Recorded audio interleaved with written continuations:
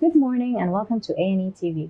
Today we're joined by Mr. Saad El Zein, Assistant to the President for Special Projects at the Lebanese American University. Saad, good morning and Good welcome to morning. A&E TV. How are you doing? Thank you, good. So Saad, to start with, how is your morning routine?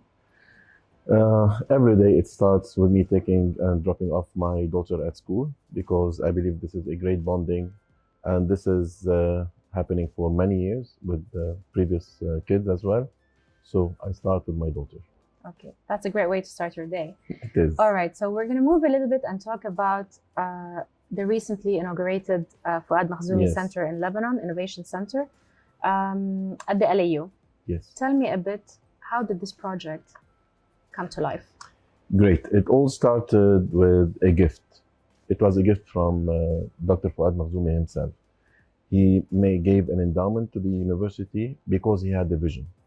And his vision was to empower youth. And what is a better place than having all these youth and entrepreneurship gathered under something called an innovation center. Mhm. So this endowment given by Dr. Makhzoumi, Fouad Makhzoumi, it was last year, and we started working since that day Mhm. to make it happen. And you've seen the inauguration. Thanks God, it was a successful one. We saw that it was under the patronage of the Lebanese president, represented by His Excellency Elias Boussab. He was present, absolutely, Mhm. and it was a major thing that many officials came to the opening and celebrating with us this major achievement and another landmark in the history of the Lebanese American University in Lebanon. What kind of challenges did you face across the way to put it all together? In Lebanon, we have a great ecosystem for startups. This ecosystem started with the central bank when they issued in 2013 a circular called Circular 331, Mhm. where they fund startups. Mhm. And every ecosystem or every setup that is helping entrepreneurship starting, growing, accelerating. And they started this in 2013. When we got the endowment and we wanted to start, we applied for this endowment as well, for this Circular 331 funding as well. Mhm. Due to the recession that we all course. know, it was delayed a bit in getting the necessary fund to support the center because, you know, when an endowment is given, we don't use it for operations. Mhm. We use the endowment for our students. Okay. Having said that, this endowment was designated to the Innovation Center. Mhm. In order to have the operation running, we applied for the Circular 331 funding through Central Bank. Because of the delays, the university decided enough is enough. We have to go on. Mhm. And we started doing this. We budgeted for the operation, which is not a small operation, and we're very happy because of the support given by the university and the board of trustees, and definitely our visionary, Dr. Joseph Jabra, our president, who really saw the light through this towards youth. It was not easy.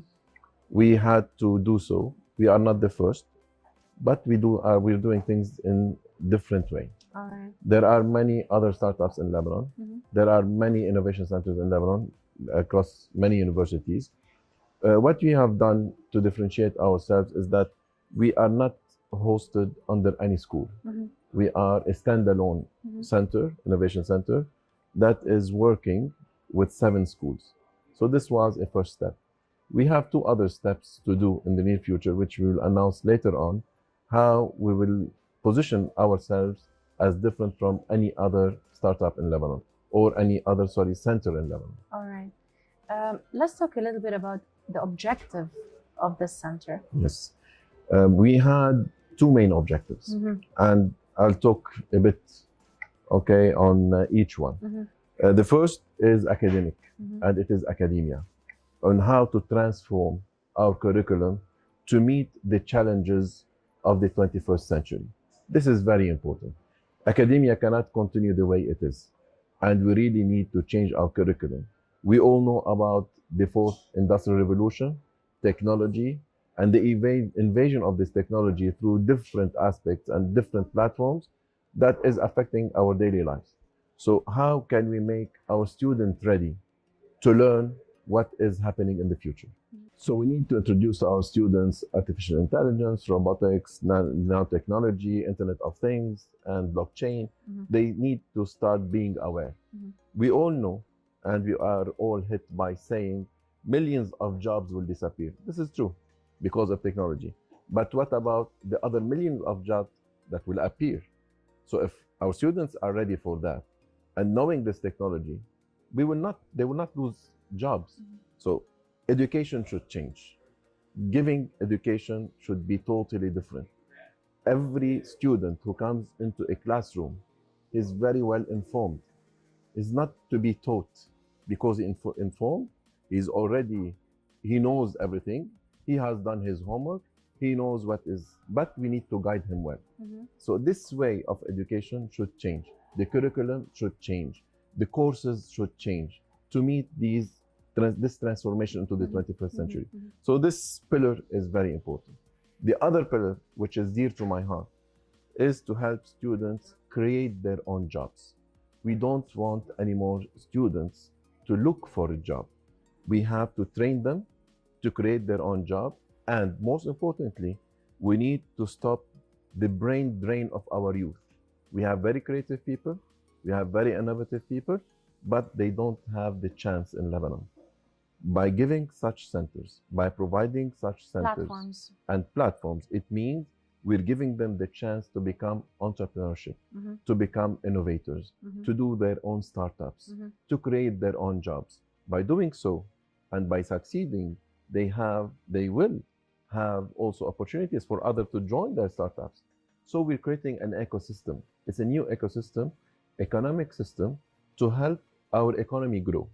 So if I want to talk about the purpose of the Innovation Center, it has a great purpose on educational level and economic level to make a better Lebanon.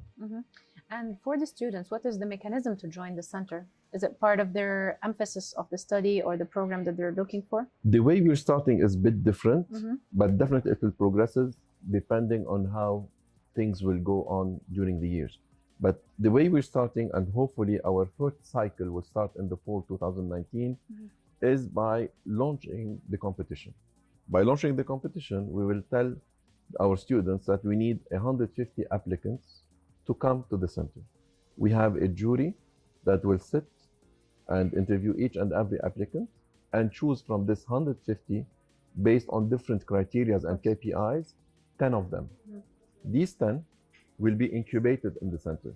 They will be given the right support, motivation, and training, and mentoring, and all the necessary, even seed money, for them to turn their idea into a prototype or into a working sample. Then, from that onward, when we see that these 10 are progressing and there are 2 or 3 or 4 of them, we don't know exactly as yet, they will go through another competition, and the winners of these 10, 2 or 4, yet to be confirmed, they will go into the acceleration phase. In the acceleration phase, they will be given an amount of $50,000 or more to start their own startup and their own company. Obviously, support is always needed in such concepts, startups, and programs, let's say. What kind of support is this center looking for in the future, and what kind of tie-ups might be in the horizon to grow it more and to give it more credibility and to branch out for more growth? Absolutely. This is key. In order to make it happen and sustainable, this is key.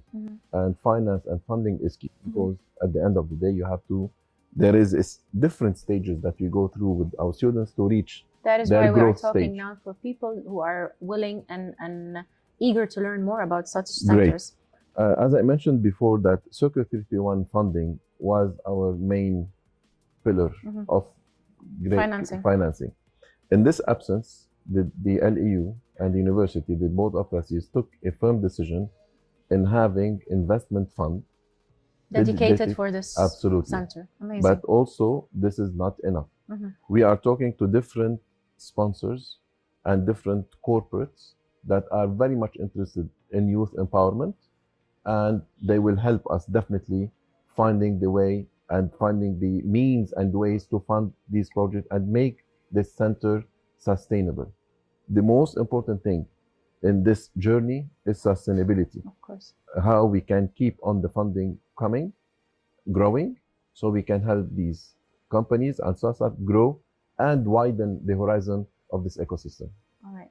We go a little bit into a hot topic, which is the artificial intelligence. I'm not sure it's hot anymore because yes, it's so much in discussion. I'll tell you why it's hot. I'll tell you why. Tell me. Because there are people who are saying now we're faced with the fourth industrial revolution because of technology.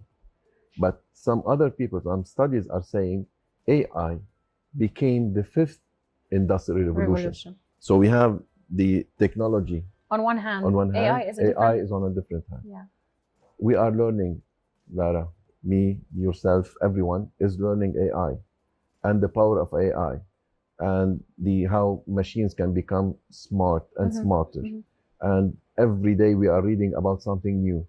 We are reading about how powerful the machines are becoming. And all this is, yes, this is happening. How do you think the AI is shaping up or impacting the way education is changing and the modular of education? This is where we have to find the balance, which doesn't exist as yet. So it's all experiential AI, now. Absolutely. AI is here. Education is very far. We need to bring education them together to AI. Of course. Okay, because we don't want to always say millions of jobs are disappearing. Great. But if I train and educate students and the new generation to be capable to meet this AI and every technology aspect in the future, so jobs will be there, but we need to educate them. So how many universities these days give you courses about AI, or it is part of their curriculum? We are trying in Lebanon doing many things, by the way, and I have seen many new rules and regulations coming in to make sure that people and students are becoming capable to meet the changes in technology. One more thing I would like to mention here is that we're trying to do a summer camp in summer. Why? And we're calling it Innovation Summer Camp. And it's not targeting university students. We will target high school students to tell them what is AI, what is robotic, and what is technology. We want to start make them ready to face these changes and start absorbing them before they reach their university. And hopefully, when they reach, universities should be ready with curriculum that meets their aspirations. Okay. So, and for the times that they are at. Absolutely. Of course. Okay, so to just wrap up around the center, for the near future, what is a major aim you'd like to achieve on your first priority list, on the to-do list, that you would like to see in the coming year happening at the Fouad Makhzoumi Center? The success of our startups. Yani, when you see some startups but achieving and being on podiums across the globe and winning prizes of new ideas that they have incorporated, they have seeded in that center. We have incubated them, accelerated them, and now they are seeing the growth will be a major, major achievement year one. I wish you the best for this center, for this amazing platform. And we call out all the supporting admirers of this program and this platform to support in the way they can. And ready to host anyone. We are ready to host anyone and accept anyone, really, because it is a mutual effort. We cannot do it alone. Yes. Corporates, individuals. And you're working towards the benefit of the society and the future. Absolutely. Yeah. We move a little bit to talk about you. I've known you for the past 15 years. Yes. We've worked on so many projects together. You lived in Dubai, you moved to Lebanon, you know. As an entrepreneur yourself, what do you think are the prerequisites to being a successful entrepreneur? It's a big question. And yes, I moved from being an employee to entrepreneur sometimes to employee. But as an entrepreneur, perseverance is very important. Tolerance is very important. And dedication and the love and the passion of what you do is key. So if you have all this, and if we want to start by the passion of what you want to do and then what you like to achieve, this is a great start for building yourself as an entrepreneurship. To what do you say no to, Saad? Yeah, many things, but I believe the most important thing to say no for is failure. And we've been through many things, ups and downs in life, but the most important thing is to keep walking. And when you fail, it gives you strength to make better. And this is the one and most important thing that I say no for. That's in a way a life lesson. It is. We've been through many lessons Yeah. in this life, Together. and we continue. What is a personal motto that you have? Humanity, and working towards the betterment of humanity. I know that this is not very related to business, but in everything I do, I feel I have to give. And I don't know why, but maybe this is how we were raised. And the gift of life is about giving. So I do lots of these things in life. We've been into many Projects together. And this is this is my motto in life. To all of you who are watching this episode of Morning Coffee, Saad is the president of the Alumni Dubai chapter, and we do so many projects together to help raise funding for needy students in Lebanon. So hence this is the giving part that he's talking about. Yeah, this is one of them. And as we said, it is funding education is about enhancing lives of people. And it is through education where we can change communities and where we can turn negativity into positivity. Yeah. What was a book that you read recently that inspired you or like taught you a lesson? It's beyond a book. And allow me to say this because it's something that I respect. I lived 28 years in this country, in Dubai.